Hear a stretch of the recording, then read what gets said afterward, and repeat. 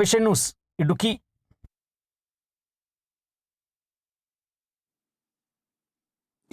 Kochi water metro തത്സമയ ദൃശ്യങ്ങളിലേക്ക്. ശ്രദ്ധ തന്നെ ആകർഷിച്ചു കഴിഞ്ഞ ഒന്നാണ്. ഇന്നിവിടെ പുതിയ 2 ടെർമിനലുകളാണ് ഉദ്ഘാടനം ചെയ്യപ്പെടുന്നത്. എല്ലാവരുടെയും അനുമതിയോടെ മട്ടാഞ്ചേരിയിലെയും വെല്ലിംഗ്ടൺ ഐലൻഡിലെയും ടെർമിനലുകൾ നിറഞ്ഞ സന്തോഷത്തോടെ ഔപചാരികമായി ഉദ്ഘാടനം ചെയ്തതായി ആദ്യമായും അറിയിക്കട്ടെ. 2023 കൊച്ചി വാട്ടർ മെട്രോ ഉദ്ഘാടനം ചെയ്യുന്നത്. നമ്മുടെ അടിസ്ഥാന സൗകര്യ വികസന രംഗത്ത് കേരളത്തിൻ്റെ നിർണായകമായ ഒരു ചുവടുവെപ്പായിരുന്നു അത്. 2024 5 ടെർമിനൽ കൂടി ഉദ്ഘാടനം ചെയ്യാൻ കഴിയും. ഇപ്പോൾ നാം ഉദ്ഘാടനം നിർവഹിച്ച 2 ടെർമിനൽ കൂടി അതോടൊപ്പം വരുന്നു.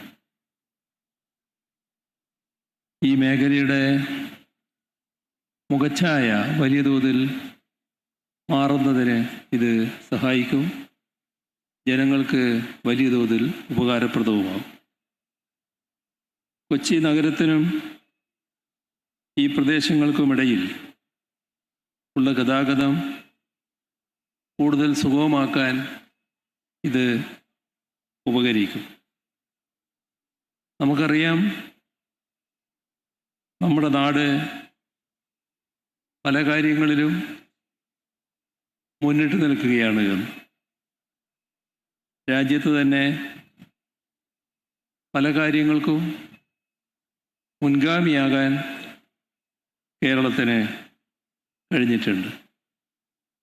നമ്മുടെ ആരോഗ്യരംഗം, നമ്മുടെ വിദ്യാഭ്യാസ രംഗം, ഇതിലെല്ലാം ഉണ്ടായിട്ടുള്ള മുന്നേറ്റങ്ങളും നേട്ടങ്ങളും രാജ്യം തന്നെ പ്രത്യേകതയോടെ കാണുന്നതാണ്. അതോടൊപ്പം രാജ്യത്ത് ഏറ്റവും സ്തുത്യർഹമായ ദാരിദ്ര്യ നിർമ്മാർജ്ജന മാതൃകകൾ നമ്മുടെ കേരളമാണ് കാണിച്ചിട്ടുള്ളത്. ഇത്തരത്തിൽ അനേകം കാര്യങ്ങൾ നമുക്ക് ചൂണ്ടിക്കാണിക്കാനുണ്ട്. ഇതിനോടകം 1/2 കോടിയിലേറെ യാത്രക്കാർ കൊച്ചി വാട്ടർ മെട്രോ ഉപയോഗിച്ചു എന്നാണ് കണക്കാക്കുന്നത്. അവരിൽ ദൈനംദിന യാത്രക്കാരുണ്ട്, വിനോദസഞ്ചാരികളുമുണ്ട്. ഈ മേഖലയുടെ പ്രാദേശിക വികസനത്തിൽ കൊച്ചി വാട്ടർ മെട്രോ ഗണ്യമായ സംഭാവന നൽകുകയാണ്. ഇതേ മാതൃകയിൽ സർവീസ് ഒരുക്കാൻ ആഗ്രഹിക്കുന്നതിനുള്ള പിന്തുണ വേണമെന്ന് ആവശ്യപ്പെട്ടുകൊണ്ട് വിവിധ സംസ്ഥാന സർക്കാരുകൾ, പല ഭരണ സംവിധാനങ്ങൾ നമ്മെ സമീപിച്ചുകൊണ്ടിരിക്കുകയാണ്. ഞങ്ങൾ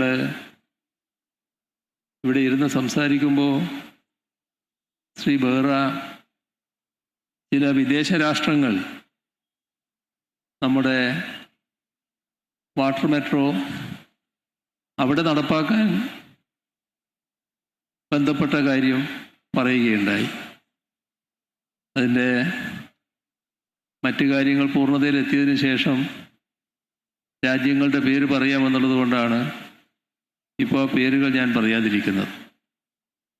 നമ്മുടെ മുംബൈ അടക്കമുള്ള 20 നഗരങ്ങളിൽ Kochi metro rail limited water metro സാധ്യതാ പഠനം ഇപ്പോൾ നടത്തിക്കൊണ്ടിരിക്കുകയാണ്.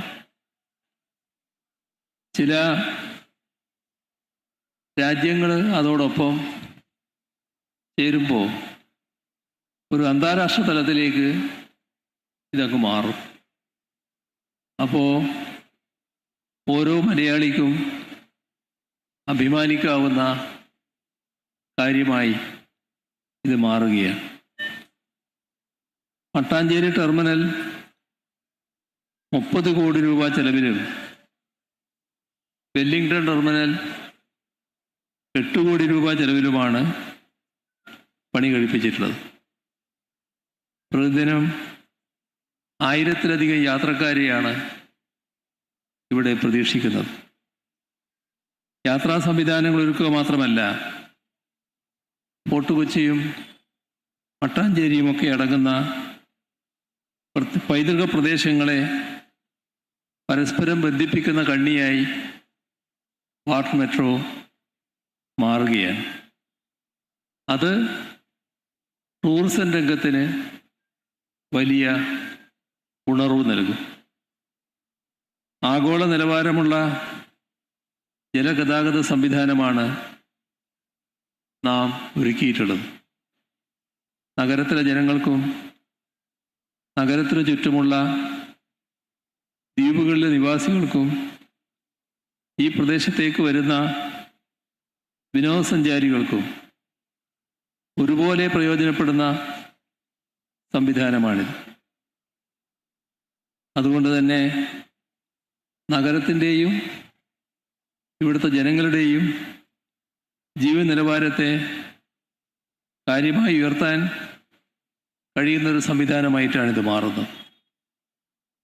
ഇടക്കൊച്ചിയിലും തോപ്പുംപടിയിലും പുതിയ ടെർമിനലുകൾ നിർമ്മിക്കുന്നതിനുള്ള ടെൻഡർ നടപടികൾ ആരംഭിക്കുകയാണ്.